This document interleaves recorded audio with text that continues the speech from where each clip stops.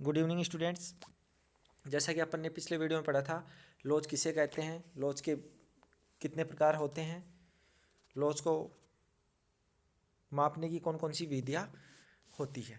ठीक है, अब उसके बाद उसी क्रम में नेक्स्ट जो है वो है प्रतिस्थापन की लॉज, इलास्टिसिटी ऑफ सब्सटीट्यूशन। प्रतिस्थापन की लॉज, जिस प्रकार कीमत लॉज की अवधारणा अल्फ्रेड मार्शल ने दी थी, उसी प्रकार प्रतिस्थापन की लॉज की अवधारणा जे.आर. हिक्स के द्वारा प्रतिपादित की गई है। ये क्वेश्चन कई बार नेट वगैरह के एग्जाम में पूछा जाता है। अब प्रतिस्थापन की लॉज होती क्या है, इसको थोड़ा ध्यान से समझना, बिकॉज ये आपके सिलेबस में है और कई बार यूनिवर्सिटी एग्जाम में 2 या 4 नंबर के क्वेश्चन में प्रतिस्थापन की लॉज को पूछा जाता है। तो होती क्या है, दो वस्तुओं की मात्राओं के अनुपात में होने वाले परिवर्तन को प्रतिस्थापन की सीमांत दर में होने वाले आनुपातिक परिवर्तन से विभाजित करने पे जो मान प्राप्त होता है उसे प्रतिस्थापन की लॉज कहते हैं। अर्थात कहने का मतलब दो वस्तुओं, मान लो दो वस्तु हैं, एक्स वस्तु और वाई वस्तु। ठीक है, एक्स वस्तु और वाई वस्तु। ठीक है, उन दोनों वस्तुओं की मात्राओं के अनुपात में होने वाले परिवर्तन, तो मात्राओं का अनुपात मतलब डेल्टा वाई, ये हो गया परिवर्तन अनुपात में, अपॉन डेल्टा एक्स। ठीक है, कहने का मतलब डेल्टा वाई अपॉन एक्स, ये क्या हुआ, वस्तुओं का जो अनुपात है उसमें परिवर्तन। ध्यान से समझना, दोनों वस्तुएं वाई वस्तु और एक्स वस्तु दोनों का अनुपात हमने कर लिया, उसमें परिवर्तन को दर्शा रहा है, तो क्या लिखेंगे, डेल्टा वाई अपॉन एक्स।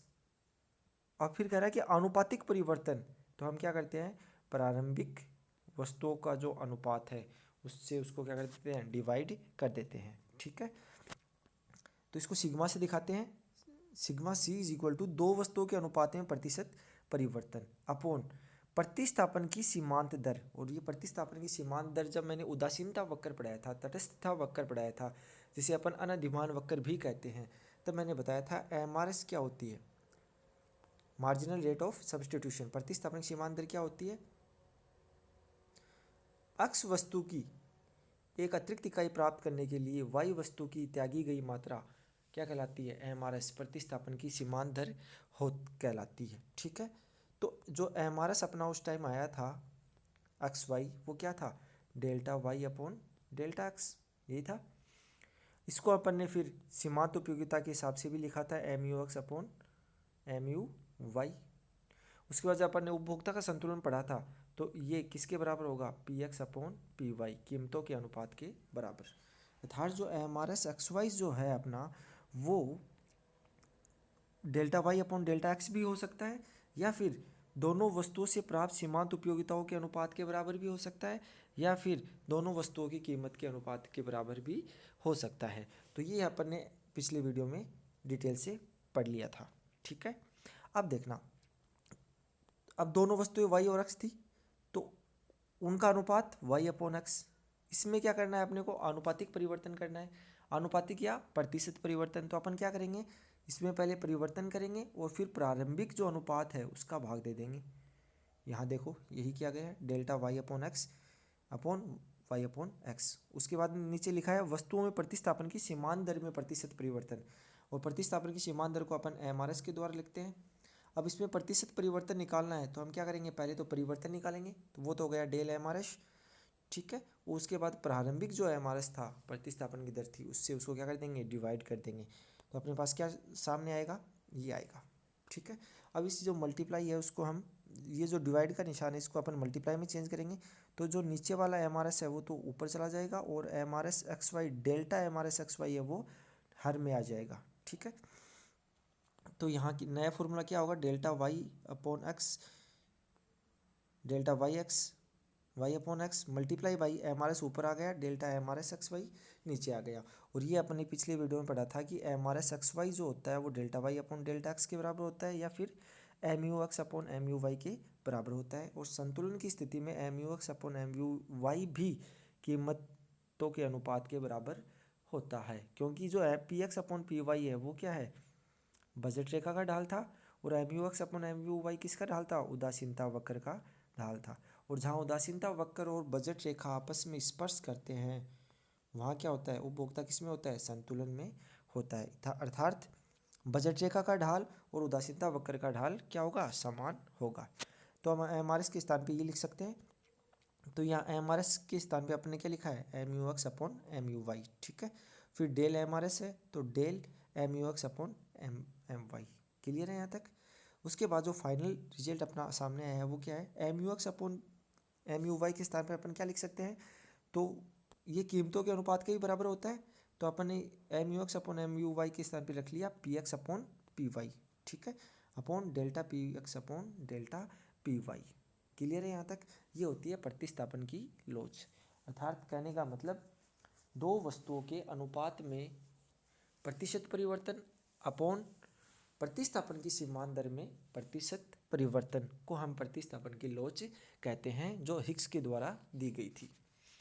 प्रतिस्थापन लोच की विशेषताएं क्या क्या होती है, तो प्रतिस्थापन की लोच के मान सीमांत फलन और औसत फलन के रूप में दर्शाए जाते हैं। सीमांत फलन के हिसाब से और औसत फलन के हिसाब से दर्शाए जाते हैं।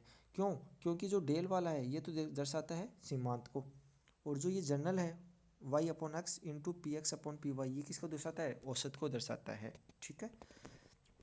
प्रतिस्थापन की लोच का मान हमेशा आयाम रहित होता है इसकी, अर्थात इसकी कोई आयाम, इसकी कोई लिमिट नहीं होती है। जैसे दूरी की जो लिमिट होती है वो होती है किलोमीटर या मीटर, उसका आयाम होता है, ठीक है। मात्रा जो है उसको अपन केजी में माप सकते हैं या लीटर में माप सकते हैं या मिलीलीटर में माप सकते हैं या ग्राम या मिलीग्राम में माप सकते हैं। वो उसकी क्या होती है, ये ग्राम, ये सब इकाइयाँ होती है, ये आयाम होते हैं। तो प्रतिस्थापन लोच का कोई आयाम नहीं होता है, ठीक है। प्रतिस्थापन का लोच की जो वैल्यू है वो उदासीनता वक्र की आकृति के अनुसार शून्य से अनंत के बीच होती है। ये कई बार कंपटीशन एग्जाम में पूछा जाता है कि प्रतिस्थापन की लोच की वैल्यू कितनी होती है। अब शून्य कब होती है और इन्फिनिटी कब होती है, ठीक है। शून्य से अनंत के बीच है, इसका मतलब शून्य है और इन्फिनिटी इसके बीच में है, तो इसके बीच में कोई भी वैल्यू होगी वो धनात्मक होगी।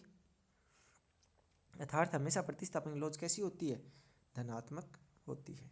क्लियर है यहाँ तक। अब देखना ये शून्य कब होगी और ये इन्फिनिटी कब होगी। तो इसके लिए अपन पुनः एक बार इस फॉर्मूला पे आते हैं। इसमें दो प्रकार की वस्तुएं होती है, एक प्रतिस्थापन वस्तु और एक पूरक वस्तु, ठीक है। अब प्रतिस्थापन वस्तुएं कौन सी होती है, जिनका एक वस्तु के स्थान पे अपन दूसरी का प्रयोग करते हैं। तो मैंने पिछले वीडियो में बताया था, अगर वो वीडियो नहीं देखा है तो उस वीडियो पे जाइए और देखिए कि प्रतिस्थापन वस्तुओं के लिए उदासीनता वक्र जो है वो सीधी रेखा होता है, ठीक है। सीधी रेखा क्यों होती है, क्योंकि M R S X Y क्या रहती है, इसमें कांस्टेंट रहती है। कहने का तात्पर्य अक्ष वस्तु की अतिरिक्त इकाई प्राप्त करने के लिए वाई वस्तु की समान मात्रा का त्याग किया जाता है। क्यों ऐसा क्यों होता है, क्योंकि अक्ष वस्तु और वाई वस्तु दोनों क्या हैं, प्रतिस्थापक वस्तुएं हैं, प्रतिस्थापन वस्तुएं हैं। अब M R S X Y क्या है, कांस्टेंट है। कौन सी वस्तुओं में, प्रतिस्थापन वस्तुओं में। तो अपने यहाँ क्या होगा, del M R S X Y, del का मतलब M R S X Y में कितना परिवर्तन हो रहा है, क्योंकि अपन डेल जहाँ भी लगाते हैं वो परिवर्तन को दर्शा रहा है। जैसे अगर मैं लिखूँ डेल्टा पी, तो वो क्या दर्शाता है, P two minus P one की बाद की कीमत माइनस प्रारंभ की कीमत। तो इसी प्रकार डेल एम आर एस क्या दिखाएगा, M R S X Y और M R S X Y first, ऐसा दिखाएगा। कहने का मतलब ये तो अपने माना है कि जो पूर्ण प्रतिस्थापक वस्तुएं हैं उसमें एम आर एस तो क्या था, स्थिर था।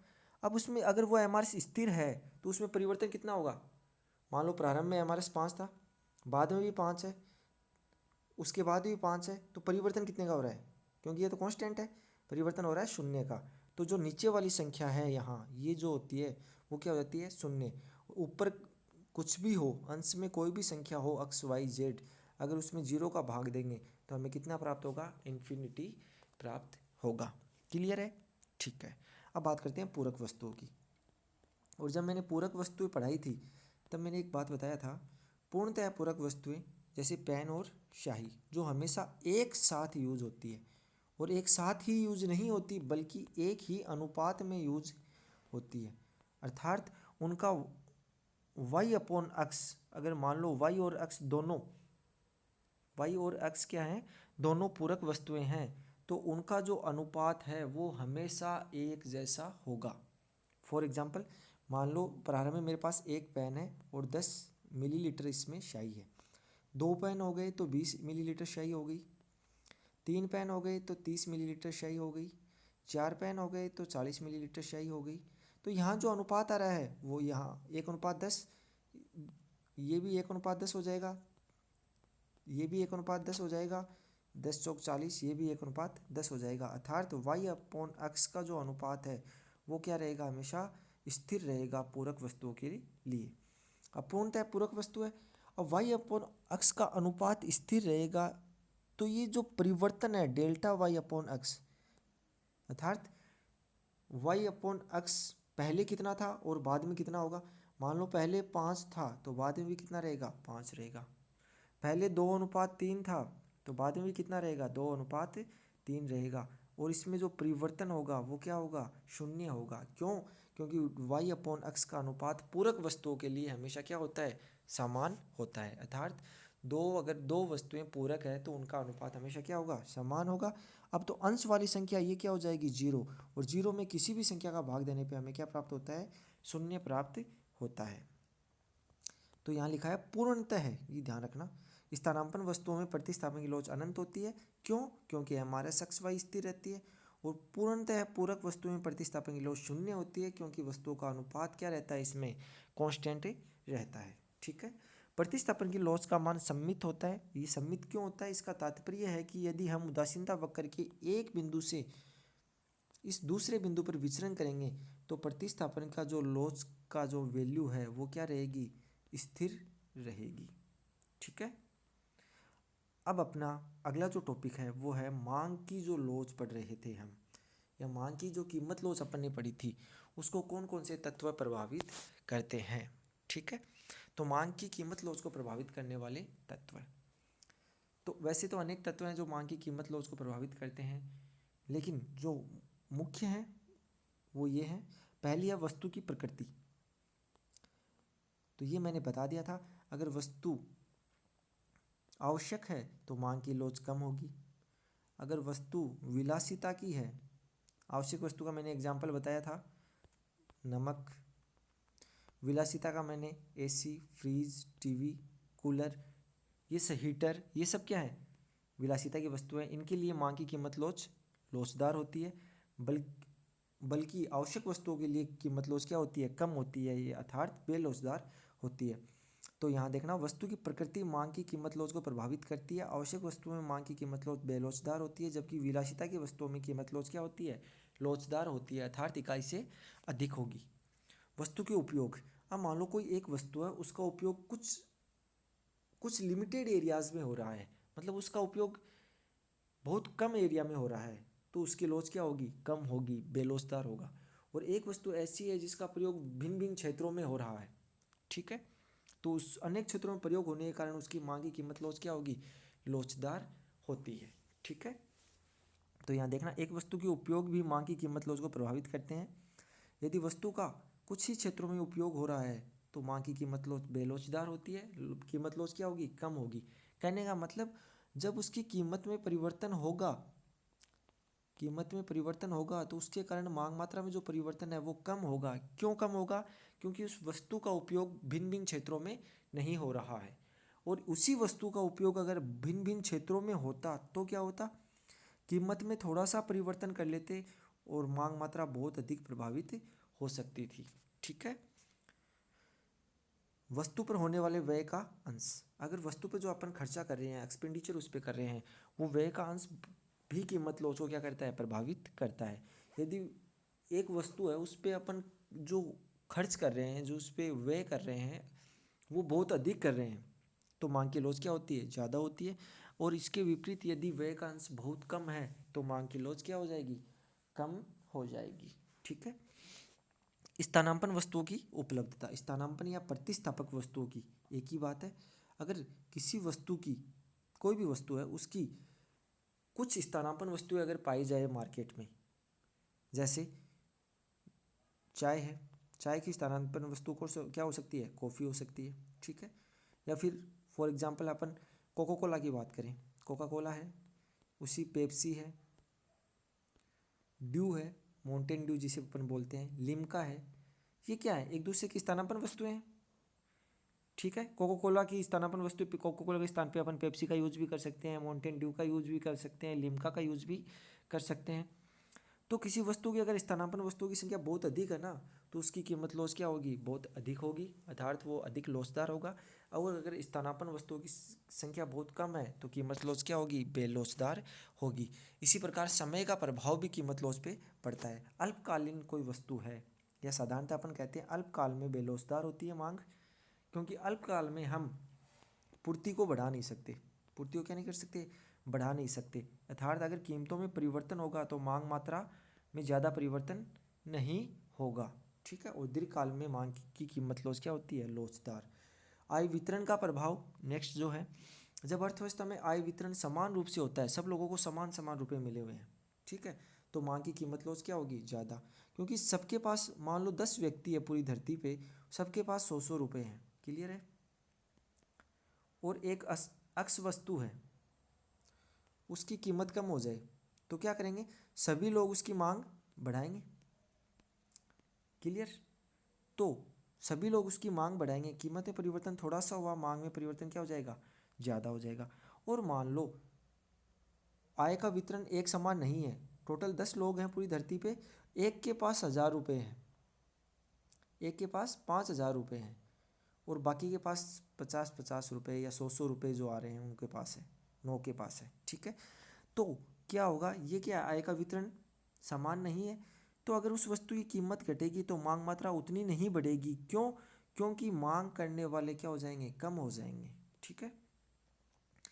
शीघ्रनाशी वस्तुएं, शीघ्रनाशी पदार्थ जैसे दूध है, फल है, सब्जी है, जो जल्दी खराब हो जाते हैं, जैसे कि दूध को हम 2 दिन स्टोर करके रख सकते हैं, 1 दिन रख सकते हैं, फल या सब्जी है उनको भी 2 या 3 दिन अपन स्टोर करके रख सकते हैं, तो उनकी जो लोच होती है वो बेलोचदार होती है, क्यों, क्योंकि उसकी पूर्ति को जल्दी से बढ़ाया नहीं जाता।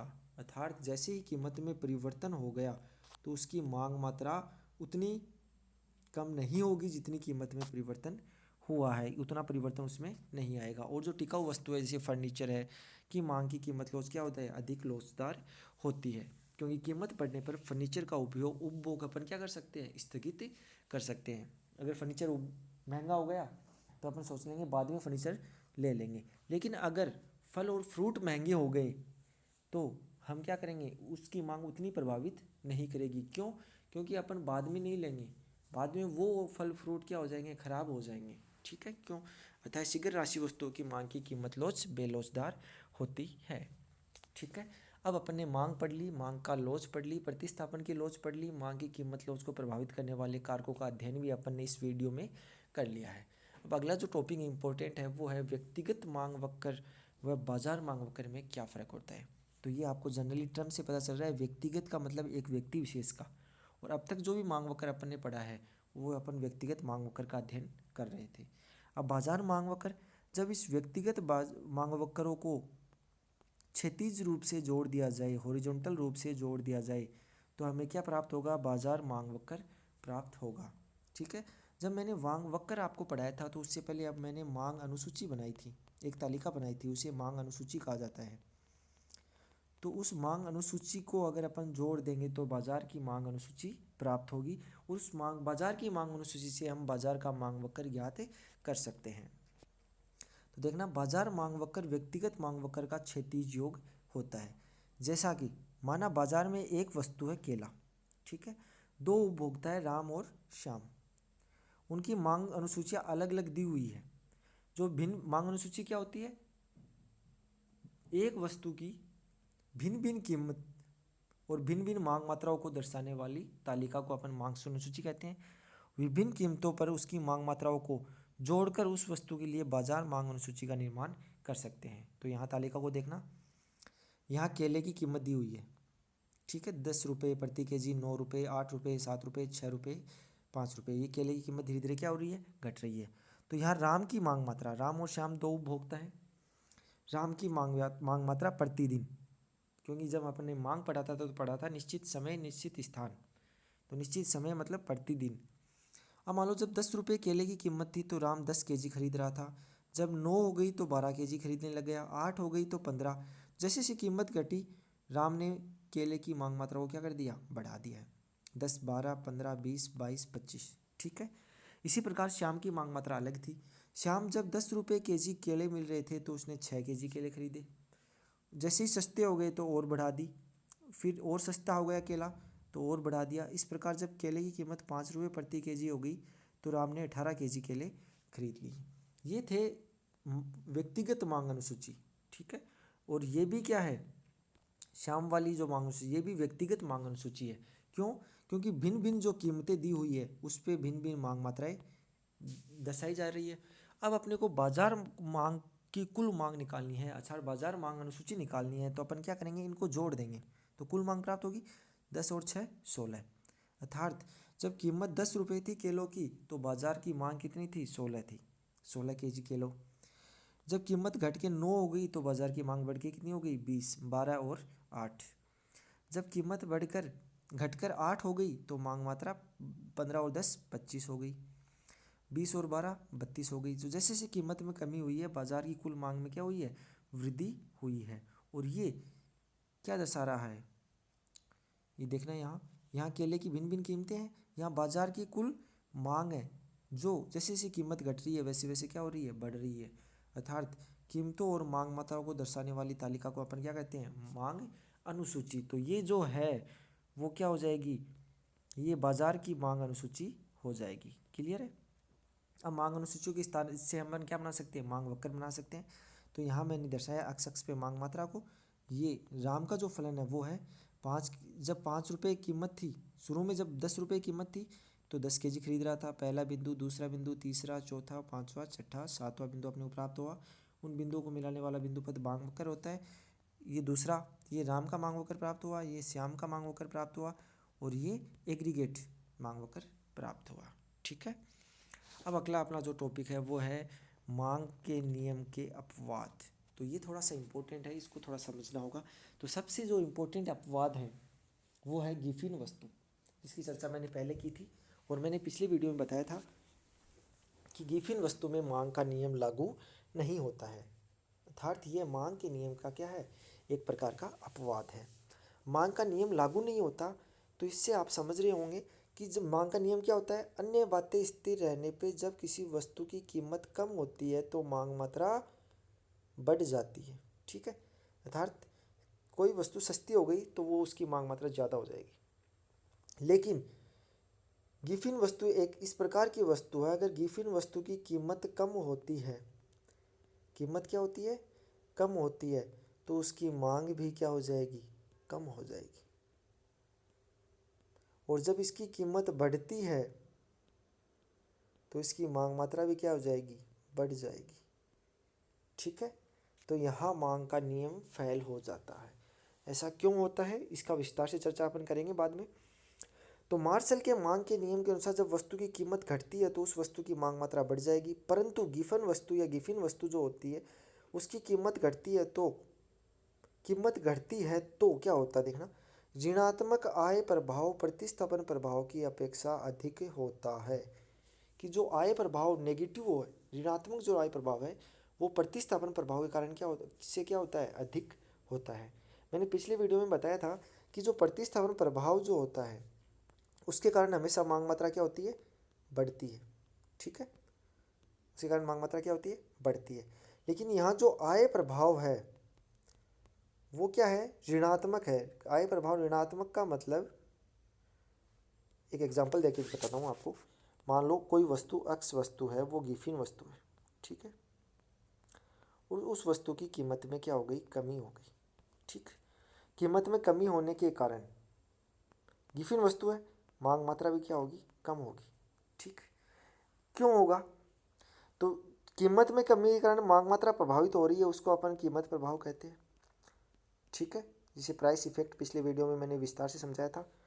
अब ये कीमत प्रभाव है वो दो प्रभावों का योग होता है, सब्स्टिट्यूशन इफेक्ट और इनकम इफेक्ट। क्लियर हो यहाँ तक? अब मैंने बताया है कि प्रतिस्थापन प्रभाव तो हमेशा ऋणात्मक होता है, अर्थात प्रतिस्थापन प्रभाव के कारण तो मांग मात्रा बढ़ेगी ही बढ़ेगी। तो कीमत कम हुई है तो प्रतिस्थापन प्रभाव के कारण तो मांग मात्रा मान लो बढ़ गई, मान लो 10 kg मांग मात्रा बढ़ गई, ठीक है, प्रतिस्थापन प्रभाव के कारण। लेकिन जो आय प्रभाव है उसके कारण मांग मात्रा क्या होती है, घटती है, और घटती भी नहीं, बहुत ज़्यादा घटती है। आय प्रभाव होता क्या है, उसके लिए मैंने पढ़ाया था वास्तविक आय। जैसे ही उपभोक्ता के लिए वस्तु की कीमत कम होगी तो वास्तविक आय क्या हो जाएगी, मौद्रिक आय अपॉन कीमत, वास्तविक आय क्या हो जाएगी, बढ़ जाएगी। वो अपने आप को क्या करेगा, धनी फील करेगा, ठीक है। लेकिन गिफिन वस्तु के मामले में वास्तविक आय बढ़ने के कारण वह उस गिफिन वस्तु का उपभोग बहुत कम कर देगा, पहले जितने कर रहा था ना उससे भी बहुत कम कर देगा। मान लो उसने 20 kg घटा दी मांग मात्रा, देखना आय तो क्या हो रही थी, कीमत क्या हो रही है, घट रही है, वास्तविक आय क्या हो रही थी, बढ़ रही थी। वास्तविक आय बढ़ने के बावजूद भी उसने क्या कर दिया, मांग मात्रा को 20 kg तक घटा दिया। प्रतिस्थापन प्रभाव के कारण कितना बढ़ा था, 10 kg। आय प्रभाव के कारण कितना घटा है, 20 kg। तो 10 और 20 दोनों को जोड़ लें, 10 kg तो प्लस का है, 20 kg घटा है, माइनस में है, तो 10 माइनस 20 इज इक्वल टू क्या बचेगा अपने पास, -10। अर्थात कीमत कम हुई है तो मांग मात्रा भी क्या हो गई, कम हो गई। क्यों हो गई, क्योंकि ऋणात्मक आय प्रभाव जो है प्रतिस्थापन प्रभाव से क्या है, अधिक है, ठीक है, जिसके परिणाम स्वरूप उसकी मांग मात्रा घट जाती है। परंतु ध्यान रखना, वास्तविक आय का मैंने यह बात की है, ठीक है। लेकिन जो गणनावाचक उपयोगिता विश्लेषण के अर्थशास्त्री थे जैसे मार्शल, ठीक है, उन्होंने क्या कहा था, उन्होंने मुद्रा की सीमांत उपयोगिता को क्या मान लिया था, स्थिर मान लिया था। ये मैंने जब गणनावाचक उपयोगिता विश्लेषण का वीडियो बनाया था तो मैंने बताया भी था कि मुद्रा की सीमांत उपयोगिता, मार्जिनल यूटिलिटी ऑफ मनी, कुछ उन्होंने क्या मान लिया, स्थिर मान लिया। और ये स्थिर मानकर उन्होंने कौन से प्रभाव की अवहेलना कर दी, उन्होंने बताया कि आय प्रभाव होता ही नहीं है, और उसी कारण वो गिफिन विरोधाभास की व्याख्या करने में सफल नहीं हुए थे, ठीक है। अब ये गिफिन वस्तु होने की कुछ मान्यताएं हैं जो जनरली दी जाती है, एक बार नेट के एग्जाम में भी ये क्वेश्चन पूछा गया है। तो गिफिन वस्तु होने की पहली मान्यता क्या है कि उपभोक्ता की आय का अधिकांश भाग उसी वस्तु पर व्यय करता है। जो भी गिफिन वस्तु है, उपभोक्ता अपनी आय, मान लो उसे 100 रुपये मिल रहे हैं तो उसमें से 80 रुपये अधिकांश, अपनी आय का अधिकांश भाग वो उसी वस्तु पर व्यय करेगा। दूसरा है, उपभोक्ता की आय का स्तर क्या होगा, बहुत कम होगा, बहुत नीचा होगा, अर्थात उसकी आय भी कम होगी और जो कम आय होगी उसमें से अधिक जो व्यय है वो गिफिन वस्तु पर ही करेगा, ठीक है। ये होती है गिफिन वस्तु होने की मान्यताएं। और गिफिन वस्तु की खोज किसने की थी, सर रॉबर्ट गिफिन ने, ब्रिटेन के सांख्यिकी थे सर रॉबर्ट गिफिन, ठीक है। अब अगली जो 3 इसके एग्जाम्पल है मांकी लॉज की अपवाद हैं वो इम्पोर्टेंट है, नेट और कंपटीशन एग्जाम में काफ़ी बार इसके क्वेश्चन पूछे जाते हैं। 3 प्रभाव दिए हैं लिविस्टिन ने, एक अर्थशास्त्री थे लिविस्टिन, ये स्क्रीन पे आपको नाम दिख रहा होगा। इन्होंने 3 प्रभाव दिए हैं, पहला स्नोब प्रभाव, दूसरा बेवलेन प्रभाव और तीसरा बैंडवेगन इफेक्ट, बैंडवेगन प्रभाव। अब तीनों को याद करने की एक छोटी सी ट्रिक बताता हूँ मैं आपको, वैसे बच्चे इसमें कंफ्यूज हो जाते हैं। तो मैंने एक ट्रिक बनाई है, स्नोब प्रभाव था पहला, दूसरा बेवलेन प्रभाव, मैं स्क्रीन पे यहाँ लिख रहा हूँ, और तीसरा बैंडवेगन प्रभाव। अपन पढ़ क्या रहे हैं, मांग की कीमत लॉज का, या मांग की लॉज के अपवाद, सॉरी मांग के नियम के अपवाद, ठीक है। कहने का मतलब मांग का नियम लागू नहीं होगा, मांग का नियम लागू नहीं होगा तो क्या होगा, कोई वस्तु अगर सस्ती हो रही है तो उसकी कीमत, उसकी मांग मात्रा भी क्या हो जाएगी, कम हो जाएगी। कोई वस्तु महंगी हो रही है तो उसकी मांग मात्रा क्या हो जाएगी, बढ़ जाएगी, तभी तो मांग का नियम लागू नहीं होता। तो स्नोब प्रभाव क्या होता है, तो आप याद रखना, स्नोब का मतलब होता है रोब, रोब तो जानते हो आप जनरली, अर्थात व्यक्ति को घमंड हो जाता है, रोब हो जाता है, उस घमंड के कारण जब कोई वस्तु महंगी होती है, क्या होती है, महंगी होती है, तो उस वो घमंड के कारण उसकी मांग मात्रा को कम ना करके क्या करता है, बढ़ा देता है। क्यों? क्योंकि उसमें क्या आ गया, घमंड आ गया है किसी बात का। इसको याद करने का तरीका है, तो इसे अपन क्या कहेंगे, स्नोब प्रभाव। ठीक है। बेवलेन प्रभाव कैसे पढ़ेंगे? बेवलेन, देखो स्नोब से क्या बना, रोब, रोब को किसे क्या कहा, घमंड, घमंड के कारण क्या हुआ, महंगी वस्तु थी, फिर कीमत उसकी और ज़्यादा बढ़ गई, फिर भी उस घमंडी व्यक्ति ने क्या किया, उसकी मांग मात्रा बढ़ा दी और ये मांग का नियम फेल हो गया। ठीक है। अब बेवलेन इफेक्ट में देखना, नाम से पता चल रहा है बेवलेन, और बेवलेन से मैंने जो बनाया है वो बनाया है बावला। कोई भी बावला व्यक्ति है, बावला आप सब जानते हो, पागल। ठीक है। कोई बावला व्यक्ति है, वो क्या सोचता है, वो सोचता है कि कोई वस्तु की अगर कीमत घट गई, प्राइस क्या हो गई, घट गई, तो उसकी क्वालिटी, उसके गुण जो है वो भी क्या हो गए हैं, कम हो गए हैं, घट गए हैं। कोई भी एक उपभोक्ता है जो पागलों जैसा व्यवहार करता है, वो सोचता है कि कोई वस्तु सस्ती होगी, इसका मतलब वो खराब वस्तु है, अच्छी वस्तु नहीं है, उसकी क्वालिटी अच्छी नहीं है। तो कीमत कम होने के कारण वो क्या सोचता है कि क्वालिटी कम है, और क्वालिटी कम होने के कारण वो उसकी मांग मात्रा को क्या कर देगा, कम कर देगा। ठीक है। कीमत भी कम हो रही है, और मांग के नियम के अनुसार क्या होना चाहिए था, मांग मात्रा बढ़नी चाहिए थी, लेकिन व्यक्ति कैसा है, बावला है, तो वो क्या करेगा, वो क्वांटिटी को क्या कर देगा, कम कर देगा। तो कीमत कम हो रही है, क्वांटिटी भी कम हो रही है, अर्थात कीमत कम होने पे मांग मात्रा भी कम हो रही है और मांग का नियम लागू नहीं हो रहा। ठीक है। तीसरा जो है वो important, band wagon. Band wagon प्रभाव क्या होता है, ये भी लिविस्टिन ने दिया था, तीनों प्रभाव लिविस्टिन ने। तो एक कहावत तो आपने सुनी होगी, दूसरे के घर बैंड बाजता है, घर दूसरे के घर बैंड बाजता है और आदमी खुश, खुद खुद खुश होता है। यह इसी को मैंने लेके इसको याद करने का तरीका जो बनाया है। बैंड वैगन में क्या होता है, मान लो किसी वस्तु की कीमत कम हो रही है, दो व्यक्ति है, राम और श्याम। ठीक है। दोनों के पास पास में घर है, और कोई वस्तु है अक्स वस्तु, और अक्स वस्तु की कीमत कम हो गई, कीमत क्या हो गई, कम हो गई। तो कीमत कम होने के कारण राम क्या करता है, उसकी मांग मात्रा को बढ़ा देता है, मांग मात्रा को क्या कर देता है, बढ़ा देता है। ठीक है। मांग का नियम लागू हो गया। अब बैंड वैगन प्रभाव कैसे होगा, अब देखना।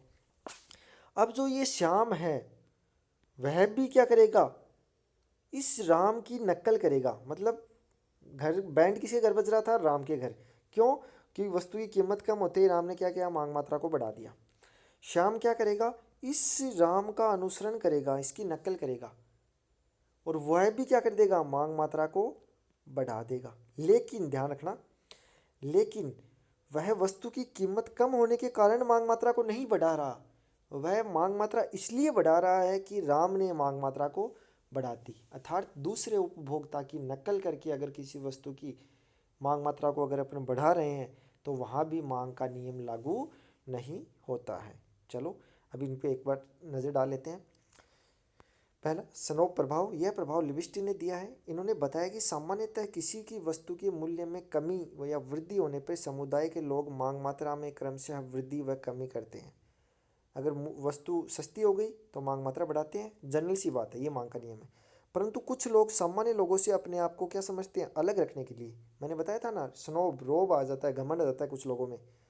तो वो क्या करते हैं, जब कीमत में वृद्धि होती है, जब कोई वस्तु ज़्यादा महंगी होती है तो उसको ज़्यादा खरीदते हैं, तो वस्तु का उपभोग बढ़ाते हैं। और कीमत में अगर कमी हो गई ना तो उसको वो कम खरीदेंगे। क्यों? क्योंकि वो कैसा लोग हैं, घमंडी लोग होते हैं। और फॉर एग्जाम्पल दुर्लभ, मूल्यवान, प्रतिष्ठा सूचक वस्तुएं स्नो प्रभाव के अंतर्गत आती है। दूसरा है बेवलेन। इसका लिए मैंने क्या बताया था, बावला होता है व्यक्ति। यह प्रभाव भी लिविस्टिन ने दिया था। जब किसी वस्तु की कीमत गिरती है तो कुछ लोग तो यह सोचकर उसकी मांग कम कर देते हैं कि कीमत में कमी उसकी गुणवत्ता में कमी के कारण हुई है, कि ये चीज़ सस्ती हो गई, इसका मतलब क्या हुआ है, कहीं ना कहीं इसकी क्वालिटी ख़राब हुई, इसलिए ये चीज़ सस्ती हुई है, और वो मांग मात्रा को क्या कर देते हैं, कम कर देते हैं। बैंड वैगन प्रभाव में क्या होता है, यह प्रभाव भी लिविस्टिन ने दिया था। यदि किसी वस्तु की कीमत गिरे जिसके कारण समुदाय के कुछ लोग उस वस्तु की मांग को क्या कर देते हैं, बढ़ा देते हैं, यही होता है मांग का नियम।